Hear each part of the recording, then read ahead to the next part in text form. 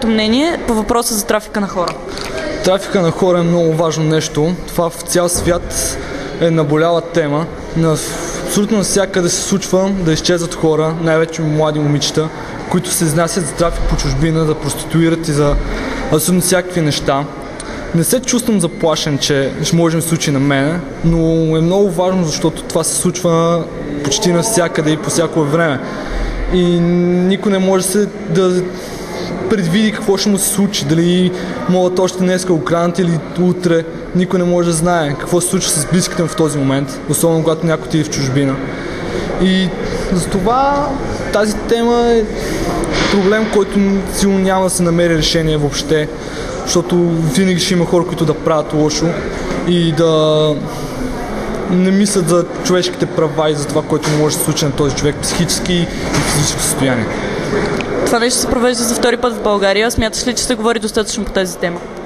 Не, определено не се говори достатъчно за тази тема. Толкова много случаи на педофили, на изнасяне на момичета извън граница и просто колкото и да се говори това под тема е така, не може да се оправят нещата. Трябва да се вземат някакви много сериозни мерки, които пак съмнявам се да стане нещо.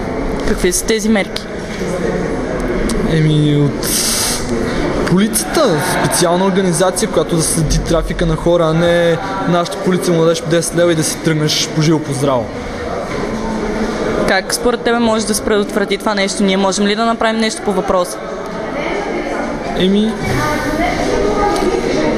Не знам, ако всички се приеме в една държава, че може да се държиш нормално с хората, например в някои от по-бедните държави, които не са толкова развити. Например, една държава в Африка, там има много по-малко, въобще може няма никакво изнасяне на хора извън граница за проституиране и такива неща, защото там хората ценят живота и се грижат за един за друг, а не живее за себе си и всички други ги махнеш. А според теб твоите връстници достатъчно ли са информирани? Не, в никакъв случай. Добре, ако отидем и ги питаме тях, те какво ще кажат според теб? Не знам, силно ще са на същото мнение като мене. Просто трябва да вземем нещата в ръце, докато се вземе властта. Да, защо не се взема полицията и специалните органи? Те някой трябва да се погрижи за това. Ние едва ли ще направим нещо, но все трябва да има нещо, което може да се направи. Една такава анкета, от репортаж, такива неща. Мерси.